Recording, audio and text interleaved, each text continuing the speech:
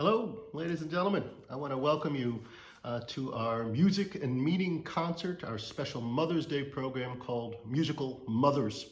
My name is Dan Weiser. I am the founder and artistic director of AmiciMusic, and we do this concert in partnership with the Baltimore Hebrew Congregation, which has graciously, through the Yale Gordon Foundation, provided us this series, which we normally do at the congregation itself, but because of the coronavirus, we are going online and virtual for this live stream performance on Mother's Day. We want to thank all the mothers out there who have done so much for all of us. I want to thank my mom for forcing me to practice, even when I fought back all the time. But I'm here now, and I will be joined today by some wonderful musicians. Emmanuel and Frances Borowsky, Emmanuel on violin, Frances on cello, are two parts of a wonderful family here in the Baltimore area, known as the American Virtuosi, who have been performing since they were young children all over the world. Their mother, Cecile Chaminade, is the cello professor at Towson University. Father Charles Borowsky is a widely renowned political scientist and entrepreneur and lover of music as a way to bring people together. And so that's what we're doing today. Through music, we're going to try to reach out across the country, I hope, through this live stream, to perform some music that is not often heard, but should be heard a lot more often by some remarkable women composers. We're just going to do movements of several pieces just to give everybody a flavor of how good these pieces are, and sadly how much they've been neglected over time. We also have some wonderful American composers, including another member of the Borowsky family, Elizabeth Borowsky, who now lives up in New Hampshire area. She wrote the second to last piece that we're going to do on this performance, and she'll actually come to you from New Hampshire to describe a little bit about the music. So we really hope you enjoy this incredible opportunity for us to play this great music. Oh, I forgot, we're also going to have Cantor Ben Ellerin join us in a kind of remarkable way that we're going to do that remotely. I'm going to be here in my living room in Baltimore, and he will be in his, and we are going to hopefully do these Amy Beach songs together. You'll see that the trio, we performed with our masks on to do proper social distancing as well. So we really hope you enjoy this performance. We're going to begin now with a piece by Clara Schumann. Now, before we get to the wonderful Clara Schumann trio, I wanted to deliver a few quotes written by men about women and their ability to do arts, which make me feel horrible as a man, but I think it really helps put in perspective what these women had to go through just to get their voice heard out there in the public by anybody. Aristotle once said, "A woman is an unfinished man who, like children and barbarians, are not competent in the ways of thinking." The great Enlightenment philosopher Jean-Jacques Rousseau, who was quite advanced in a lot of other rational thinking, wrote this in 1775. "Women in general do not like any art, know nothing about any, and have no genius. They can acquire science, erudition, talents, and everything which is acquired by dint of hard work. But that celestial flame which warms and sets fire to the soul, that genius which consumes and devours, that burning eloquence, those sublime transports which carry their raptures to the depths of hearts, will always lack in the writings and art of women. Their works are all cold and pretty as they are. They may contain as much wit as you please, but never a soul." And then Hans von Bülow, a wonderful German conductor at the end of the 19th century, he wrote in 1875, "Reproductive genius can be admitted to the pretty sex, but productive genius unconditionally cannot. There will never be a woman composer, at best a misprinting copyist. I do not believe in the feminine form of the word creator." George Upton, in a book called Women in Music, ostensibly talking about the importance of women in music in 1880, said the following: "Not only are women too emotional and lacking in stamina to write good music, But a woman's mind simply cannot grasp the scientific logic of music making. It does not seem that woman will ever originate music in its fullest and grandest harmonic forms. She will always be the recipient and the interpreter, but there is little hope she could be the creator. And finally, the English writer Havelock Ellis, in a book in 1894, said, "Music is at once the most emotional and the most severely abstract of the arts. There is no art to which women have been more widely attracted, and there is no art in which they have shown themselves more helpless." Oy. Now, obviously, there have been many wonderful women composers and writers and artists for hundreds of years. But there certainly was limitations on the education that a lot of women could get. Weren't allowed to even study composing as a woman in most conservatories until into the 20th century. The wonderful pianist Amy Fay, who studied with Franz Liszt, actually said it really well. She said, "Women have been too much taken up with helping and encouraging men instead of placing a proper value on their own talent, which they are too prone to underestimate and to think not worth making the most of." And this is sort of the saddest idea of it all. And we're going to see it in some of these composers who internalized this society's feelings against women as composers and limited themselves. And that comes up most powerfully in the music of Clara Schumann, who was one of the finest pianists of the 19th century. Her father, Friedrich, had trained her from an early age to be just a miraculous pianist, not just an automaton, but a musical soul who, when people heard, wept openly at the beauty of her playing. She actually couldn't even speak until she was 5 years old, but she could play the piano much earlier. She had met the young pianist Robert Schumann at a party in 1830. Schumann at the time was in law school, which of course I had done at some point. He later drops out to try to become a great pianist and ends up studying with Friedrich Wieck. Clara's father ends up living in the home with young Clara, who's then about 12, 13 years old. And they sort of fall in love, and they have their first kiss when she's about 16 years old in 1835. In the middle of her career, she's already started performing all across Europe by the time she was 12 and 13 years old.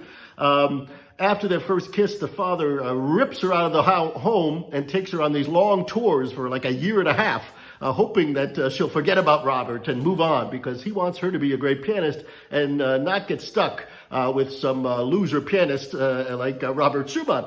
But in the end, they fall in love. It's a beautiful love story. The father forbids it all the way. In fact, they have to go to court in order to get the right to get married because she's still a minor at the time. And they end up getting married in 1840. And they would have 8 children. And she's still trying to have a career as a pianist with these 8 children and dealing with her crazy husband, Schumann, who probably was bipolar or schizophrenic and ultimately tries to kill himself in 1854. And he does die in an insane asylum 2 years later. And she really spends most of her life after his death playing his music, because when he died, he really wasn't that famous as a composer. She sort of single-handedly made his music so beautiful. But all along, while she was playing, she was composing. In fact, she wrote pieces when she was 15 and 16 years old that are just remarkable to play. Saddest of all, in her diary of 1838, she wrote the following: "I once believed that I had creative talent, but I have given up this idea. A woman must not wish to compose. There never was one able to do it. Am I intended to be the one? It would be arrogant for me to believe that.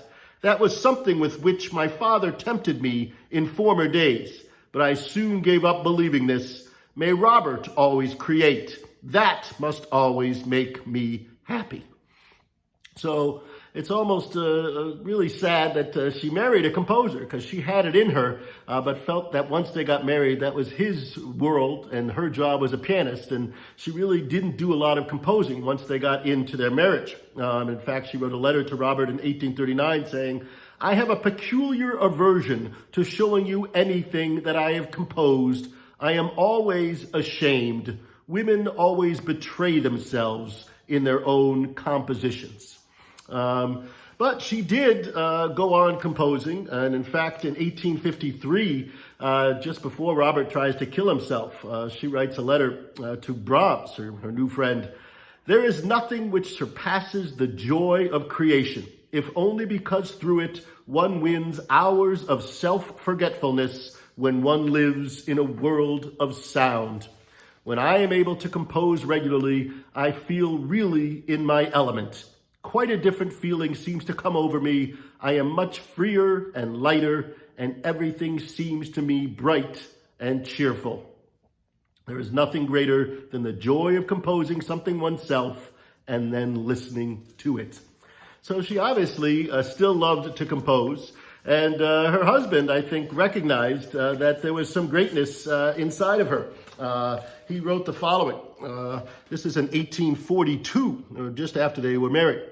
"Clara has written a number of smaller pieces recently that show a musical and tender invention that she has never attained before. But to have children and a husband who is always living in the realms of imagination do not go together well with composition. She cannot work at it regularly, and I am often disturbed to think how many profound ideas are lost because she cannot work them out. But Clara herself knows that her main occupation is as a mother, and I believe she is happy in the circumstances and would not want them changed." She ultimately writes this trio in 1846, one of her few chamber music works. Often she was writing solo piano pieces or songs, but this she writes as a chamber music piece in between May and September of 1846. And she actually thinks it's pretty good when she first writes it. She puts in her diary, "There are some pretty good passages in the trio, and I think it is fairly successful as far as form goes. Of course, it is only a woman's work, which is always lacking in force, in here and there in invention." And then, sadly, that same year, Robert Schumann wrote a piano trio as well. And once she saw that, she said, "I received the printed copy of my trio today, but I did not care for it particularly after hearing Robert's trio. Mine sounded effeminate and sentimental."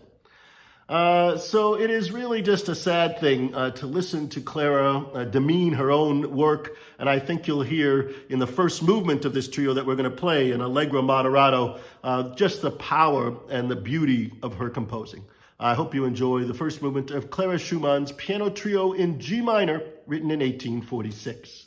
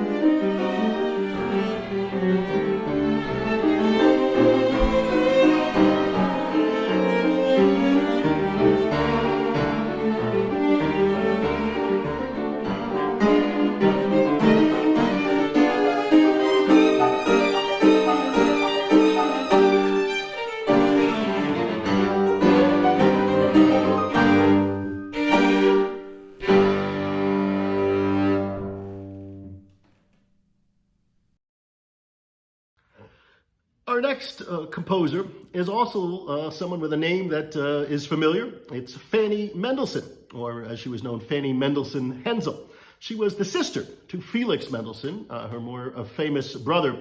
But both of them were phenomenal young talents. They were the granddaughter, she was the granddaughter of the philosopher Moses Mendelssohn, a wonderful Jewish philosopher and thinker. And the father, Abraham, had converted the children to Christianity when Fanny was 11 and Felix was 7, largely because of some new laws in Germany at the time, which made it very difficult for any Jew to attain a position in the state, and were rather anti-Semitic hope for not having any Jews at all in the country. But the father was a wealthy banker. He had made quite a lot of money, and the home was a center for music in Berlin. They would have musicians come there every Sunday almost for these Sunday salons, and Felix and Fanny would grow up listening to this wonderful music, and she was given lessons at a very early age, and both she and Felix were remarkable young prodigies. In fact, for her 13th birthday, her present was to memorize all of Book 1 of Bach's Well-Tempered Clavier, something that's really difficult, and played it for her father. Her mother always said that she was born with Bach fugue fingers. She started composing music when she was 14 years old and would ultimately write over 460 works, including this piano trio, again, at the end of her life, that we're going to play a movement of. It was clear, though, that this could not be a profession for her. Her father writes to her in 1820 when she's 15 years old. "Perhaps music will be Felix's profession, but for you it can and must be but an ornament and never the fundamental baseline of your existence and activity." And then in 1828, when she was now in her early 20s, I think the father wanted her to get going on marriage and children, he said the following: "You must take yourself in hand and concentrate harder. You must school yourself more seriously and eagerly for your true profession, that is, a young woman's only profession, the state of being a housewife." Now, she ultimately does get married the next year to a painter, William Hensel, who was actually very supportive of Fanny's composition. He sort of makes her go and write every morning, unlike her father and brother, who were not very supportive of her doing her composition. They had one son together, who they named Sebastian Ludwig Felix, named after her three favorite composers, Bach, Beethoven, and Mendelssohn. It was this son who would write the first book about Fanny and let us know a little bit more about her as a composer, because when she died, very few people knew her music. Her father dies in 1836, and she hopes that maybe Felix, knowing how good a composer she is, will now encourage her to compose. Unfortunately, that's not the case. Even the mother says to Felix, shouldn't Fanny be allowed to publish some music now? And he says the following: "From my knowledge of Fanny, I should say that she has neither inclination nor vocation for composing. She is too much all that a woman ought to be for this. She regulates her house and neither thinks of the public nor of the musical world, nor even of music at all, until her first duties are fulfilled. Publishing would only disturb her in these, and I cannot say that I approve of it." Now, obviously, this is not what Fanny was thinking, because in the same year, she writes to a friend of hers, Karl Klingemann, who had taken some interest in her pieces, and she said the following: "Dear Karl, I enclose 2 piano pieces which I have just written. I must add that it is certainly a pleasure to find a public for my little pieces, for here I have none at all. My songs lie unheeded and unknown. If nobody ever offers an opinion or takes the slightest interest in one's creative productions, one loses in time not only all pleasure in them, but all power of judging their value and the wish to create more. I am thus more or less alone with my music. But my own delight in making music and Hensel's good sympathies keep me awake," that's her husband, "and I cannot help considering it a sign of talent that I do not give it up altogether, though I can get nobody to take an interest in my efforts." But she is persistent, and over the next years, even while running her home and continuing the Sunday salons that her mother does, she writes pieces, and even at the end of her life, which is a short life, she would die in the same year that she finishes this trio, 1847, so she dies at the age of 42. In 1846, the year before her death, she finally decides she's going to publish, whether Felix likes it or not, and she writes to him, "I don't expect you to read this rubbish now, busy as you are, but I want to tell you something. Laugh at me or not, as you wish. In a word, I am going to publish. I hope I won't disgrace all of you. I know you won't really mind. As you can see, I've proceeded completely on my own to spare you any unpleasant moments, and if it all goes to the bad, I can have no one to blame but myself. Please don't think too badly of me." So sadly, she does finally get her music out, and then shortly after would die of a stroke. But she actually writes in her diary in February of 1847, talking about how people now are talking about her own composition. She said, "It is enticing to have this manner of success at an age when such pleasures for women who experience them at all are usually at an end." So I think you'll see in the second movement of this wonderful piano trio, Opus 11, that she writes in 1847, just a couple months before her death, and actually Felix gets this out and publishes it after he finds it, that this is a remarkable woman who has many, many great pieces that are still being discovered. We hope you enjoy Fanny Mendelssohn's trio.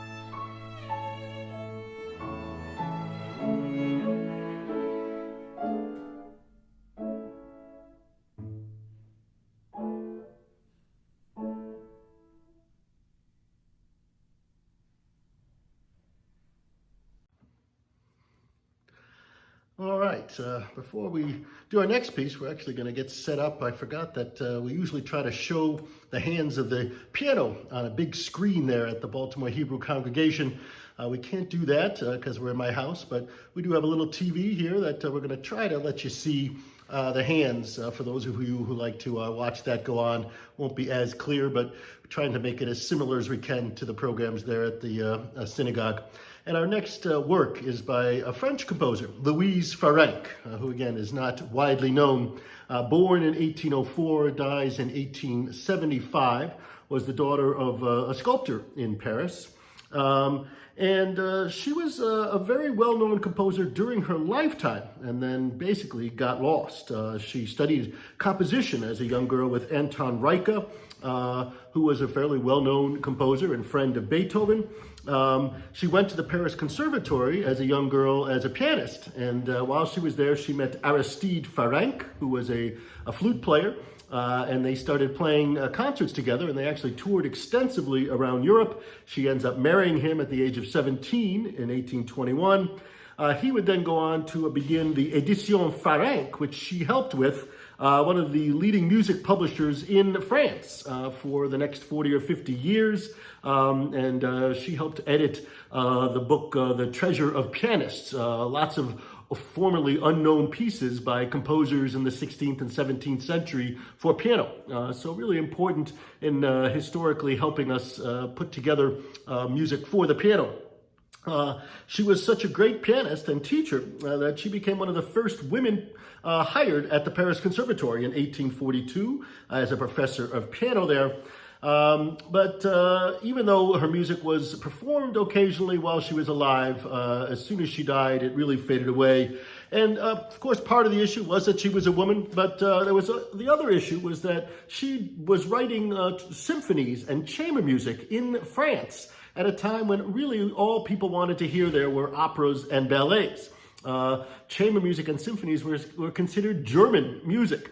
And we have a wonderful quote by Saint-Saëns, who was lamenting this fact. He said, "The composer who was bold enough to venture out into the field of instrumental music in Paris had only one form for the performance of his or her works, a concert which they had to organize themselves and to which they invited their friends and the press. One could not even think of attracting the public, that general public. The very mention of the name of a French composer on a concert placard, especially that of a living French composer, was enough to send everyone running for the hills." And François-Joseph Féty, who was an important author who wrote a lot about the different composers in Paris in the 19th century, he knew Farrenc, and he said the following: "Unfortunately, the genre of large-scale instrumental music to which Madame Farrenc, by nature and formation, felt herself called upon, involves performance resources which a composer can acquire for herself only with enormous effort. Another factor here is the public, as a rule not a very knowledgeable one, whose only standard for measuring the quality of a work is the name of its author. If the composer is unknown, the audience remains unreceptive, and the publishers, especially in France, close their ears when someone offers them a halfway decent work. Such were the obstacles that Madame Farrenc met along the way and which caused her to despair. This is the reason why her work has fallen into oblivion today, when at any other epoch, her works would have brought her great esteem. So we're going to play one of these works that has mostly been lost. It's a trio originally for flute, cello, and piano, although she said a violin could also play the part. It's difficult on flute because it's a full-bodied work, which almost needs the string, but I have played it with a flute. It's also wonderful. This we're going to play is the first movement, the Allegro, and this piece was written in 1856. I hope you enjoy Louise Farrenc.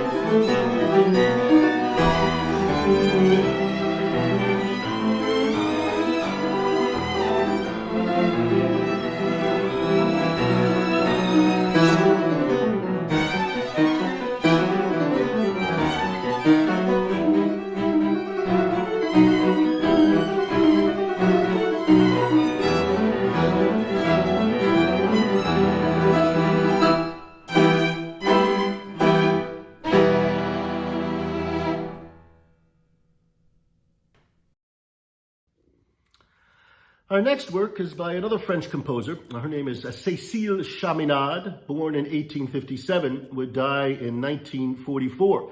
She was actually one of the very few very successful women, both as a pianist and as a composer. In fact, she was able to get all 400 of her works performed and published during her lifetime, which is kind of a remarkable thing. She was born in a family that really did not want her to be a musician, especially the father, who was the director of an insurance company, who once said, "Bourgeois girls are predestined to become wives and mothers, not composers." But it turned out that there was a friend of the family, Georges Bizet, the opera composer, who heard young Chaminade as a girl, and he actually called her "my little Mozart." And he encouraged her to get some training as a composer. And when the father was away on a business trip in 1877, Chaminade was able to make her first public recital at the Salle Pleyel in Paris, which was very well received. And then a few years later, she wrote this piano trio that you're going to be here, her first piano trio with some beautiful, beautiful moments in it. She would ultimately begin to support herself after the father dies in 1887 with her music. And some of it, she wrote more kind of salon-style music that would sell better. But she also wrote some really powerful music. And it's still not performed enough, but it does get out there. She herself understood the difficulties that women had. She said, "Women have not been considered a working force in the world, and the work that their sex and conditions impose upon them has not been so adjusted as to give them a little fuller scope for the development of their best self. They have been handicapped, and only few, through force of circumstances or inherent strength, have been able to get the better of that handicap." And Ambroise Thomas, another wonderful French composer and writer, said about Chaminade, "This is not a woman who composes, but a composer who happens to be a woman." And Chaminade was very popular, especially in England and America in the beginning of the 20th century. In fact, there were these Chaminade clubs that sprouted all across the New York, Philadelphia areas to promote especially young women performing and writing music. And they actually took the anagram of Chaminade's name. The C standard for concentrated and concerted effort. The H for harmony of spirit and work. The A for artistic ideals. The M for musical merit maintained. The I for inspiration. The N for notes, every kind except the promissory ones. The A for ardor and art aspiration. A D for devotion to duty. And finally, E for earnest endeavor.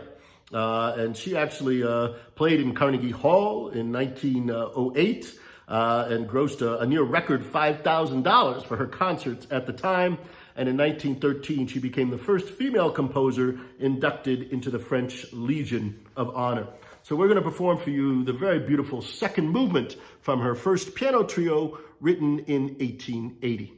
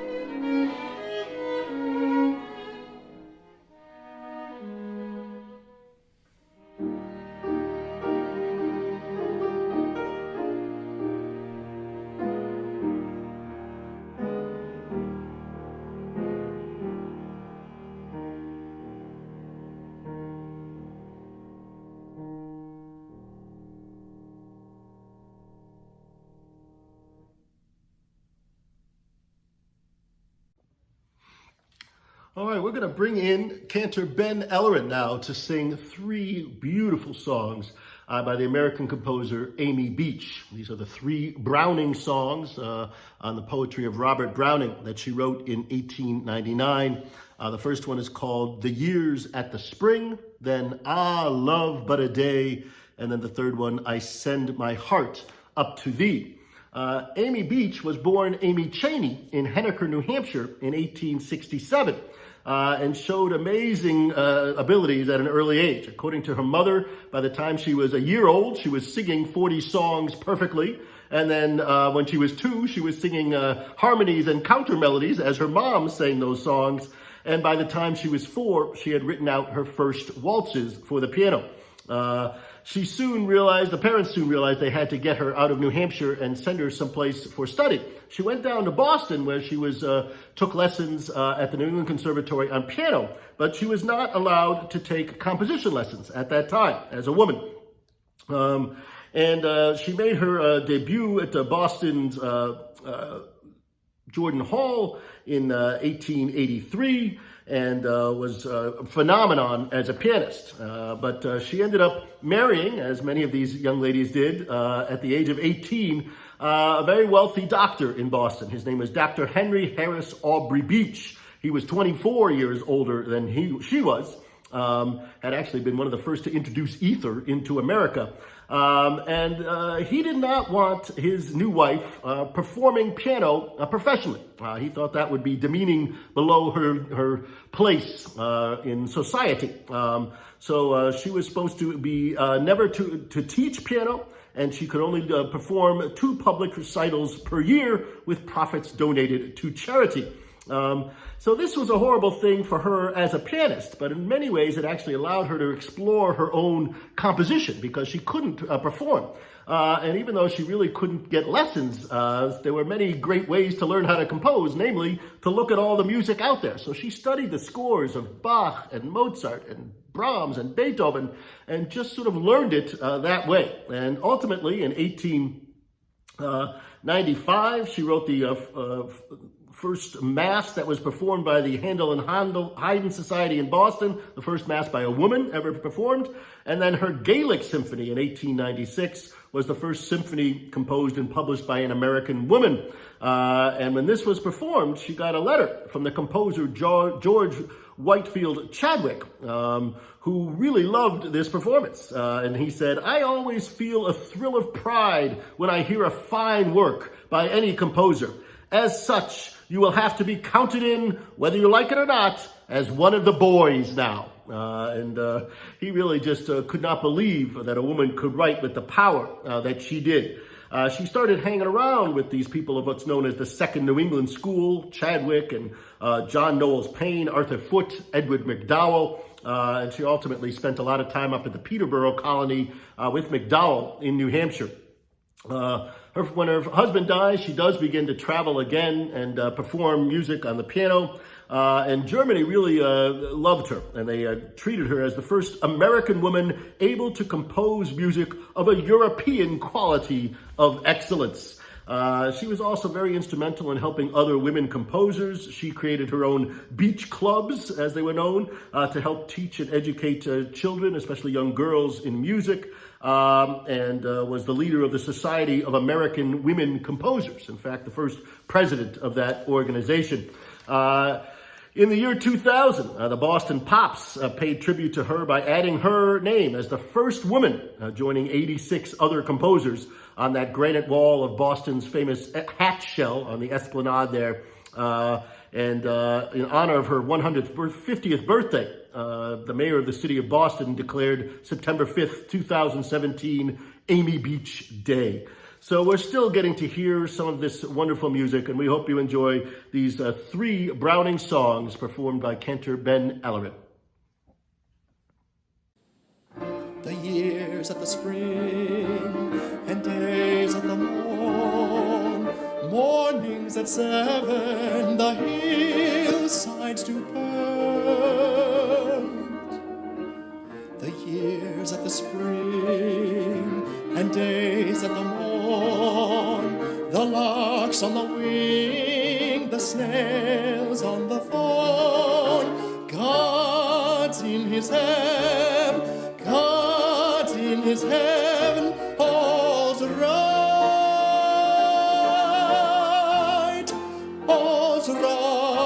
with the world.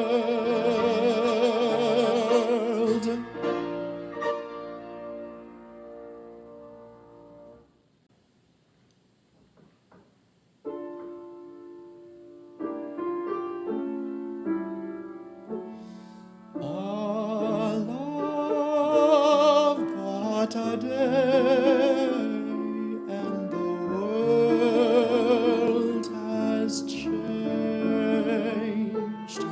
Our love but a day, and the world has changed. The sun's away and the bird estranged. The wind has dropped and the sky's deranged. Summer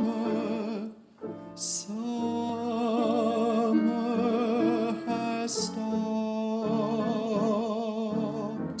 Summer has stopped.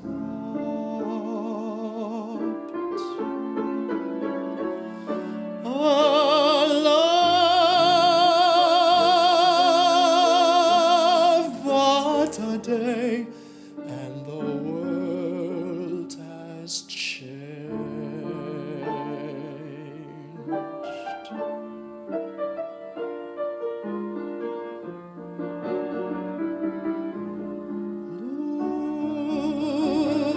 Look in my eyes, wilt thou change too? Look in my eyes, wilt thou change too?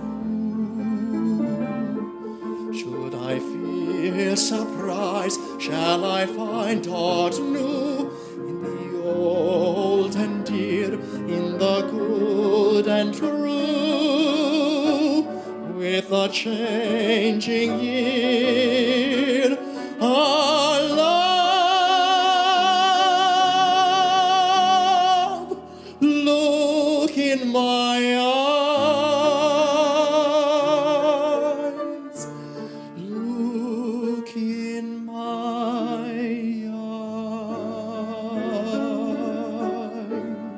eyes, wilt thou change too?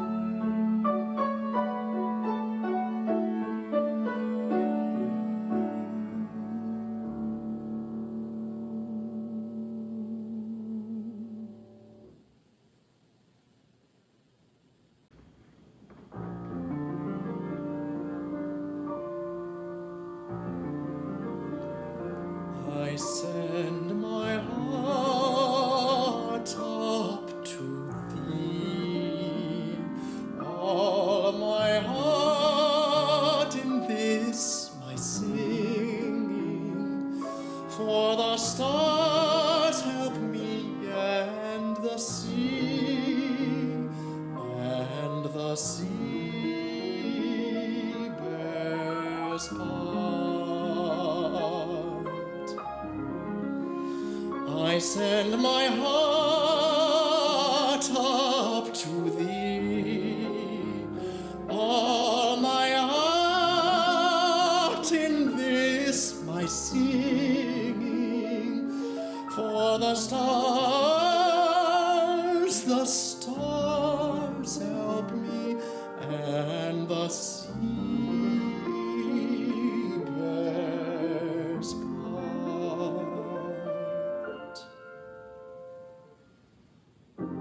The very night is clinging closer to Venice streets, to leave one space above me where thy face may light my joyous heart to thee.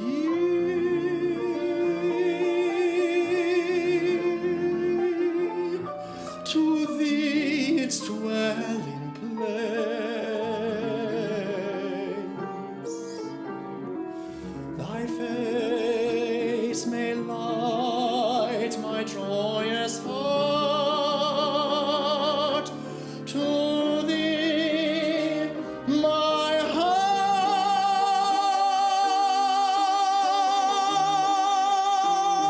to thee its dwelling place.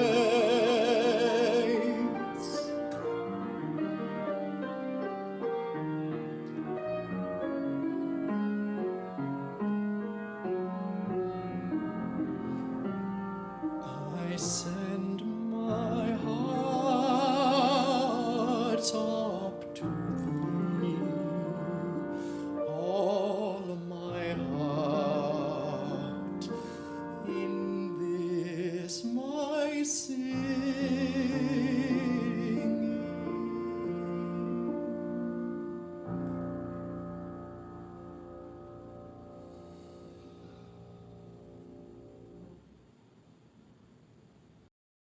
All right, so our next work, we're very excited, is by a living composer, and not just any living composer, but the sister of our trio members here, Elizabeth Borowsky, who's a fantastic pianist as well. Grew up here in Baltimore, but now lives up in the Lebanon, New Hampshire area.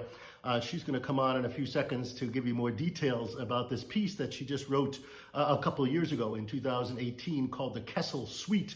And we're going to do the second movement of that piece, which is named Israel, and she'll give you a little bit more about the meaning behind it. But just a little bit about Elizabeth. She enjoys a wonderful career as a soloist and collaborative pianist and a speaker and an educator. Has performed at Carnegie Hall and the Kennedy Center and in over 30 countries. Has presented master classes in places such as Germany, Cuba, Japan, Poland, and Germany, and Lithuania. She is on the piano faculty of the International Music Institute and Festival, for which she is the executive director, and also the founder and director of Piano Prodigies, which offers a holistic approach to private piano instruction that balances the development of the technical, artistic, and personal sides of each student. She's also a wonderful yoga teacher and a wonderful chef and a photographer. We hope you will look her up at elizabethborowsky.com. So I'm going to turn it over to you now, Elizabeth, so that you can explain the origins and the meanings behind the Cecile Suite. Hi, everyone. I'm Elizabeth Borowsky. The Cecile Trio was written for Martin Cecile. It was commissioned by his wife, Yale, and she asked me to represent his life in music. Everything from his marriage and 3 kids to his passion for skiing. And it starts off with a movement about his childhood in South Africa, then we move over to Israel, and then we finish with America. And what you're hearing today is the middle movement, Israel. It uses the theme Hatikva, which is the Israeli national anthem. I've changed it a little bit for my version, and progresses on to a dance in the traditional Israeli style, the Hora, which represents Martin's first marriage. You'll also hear reference to 3 children, and even his career in microbiology, with a little bit of experimentation between the cello and the violin taking turns playing the same part. And then at the end of the piece, the right hand of the piano part using the interval of a half step, which is the smallest interval that we can play on a piano. So the reference to microbiology. I hope you enjoy this.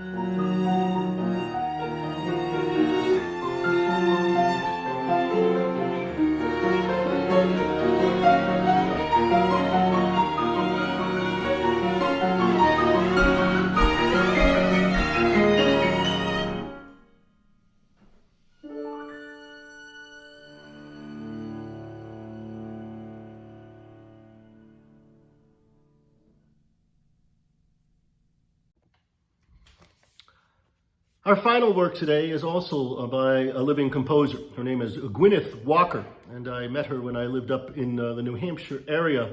She lived on a farm, a dairy farm in Vermont for many years, although now I think she's in New Canaan, Connecticut. She's born in 1947, went to Brown University and the Hart School of Music, and then was a faculty member at the Oberlin College Conservatory, but resigned there in 1982 so she could pursue a career as a full-time composer. She was the recipient of the Lifetime Achievement Award from the Vermont Arts Council in the year 2000, just 2 years before she wrote the piece that we're going to play. And she has over 300 different works that are performed across the country. Really accessible, wonderful composer. This piece that we're going to play is called A Vision of Hills, and she describes it as an extended one-movement musical exploration of the traditional Irish hymn tune, Be Thou My Vision, which was always one of her favorite melodies. And the reference to the hills obviously comes from the views of the Vermont countryside that she could see, and this landscape really infuses the music. As she says, the opening patterns in the piano can be heard as the first light appearing over the hills in the morning. The violin and cello are like voices calling out across the valley, and as the fullness of morning arrives, the piano gets lower and louder and the melody becomes presented. In the strings, there are then these contrasting sections inspired by dancing particles of light on the hills, and this kind of oscillating, trembling texture, as she describes as a quivering reverence for nature and the landscape. And then there's a final, very powerful statement of that hymn tune in a kind of triumphant form, which she says is intended to reflect the strength of faith and of the hills. And I think it's a piece that we really could use at this difficult time. We really want to thank you for being a part of this live stream, and especially for listening to this wonderful music of women. We need to do more to get these women out there and show the power that they can present in their music, the emotional depth, and just the seriousness of their craft. So we hope you enjoy Gwynneth Walker's A Vision of Hills.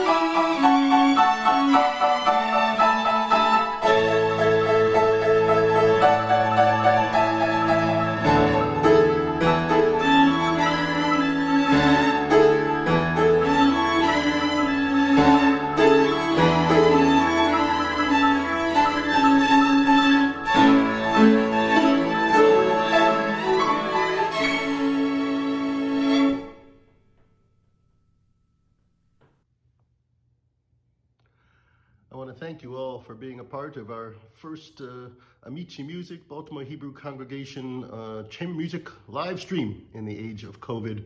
And I hope you've enjoyed hearing some of these remarkable women composers and these great works that they have composed. You can hear more of their works on YouTube, and I urge you to go do so. I also want to thank the entire Borowsky family, Emmanuel and Francis, of course, for playing this concert with me, and Emmanuel for all his work in getting the technical sides of this concert together, and of course Elizabeth for her wonderful music. Huge thanks also to Cantor Ben Ellerin and Martha Wyman at the Baltimore Hebrew Congregation for helping this series get off the ground and for all their support, and of course to the Peggy and Yale Gordon Trust for providing the money to make this a free series for all. We will be doing another one of these live stream concerts in June. The date's still being determined, as is the repertoire, but stay tuned. And please check out AmiciMusic.org, that's AMICI music.org, for future concerts online for now, but also in other areas of the country once we get to be playing live music.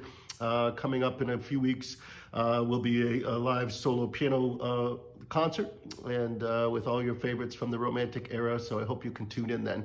Thanks again for being a part of this. I'm Daniel Weiser, founder and artistic director of AmiciMusic. Have a wonderful Mother's Day. Thank you to all the mothers.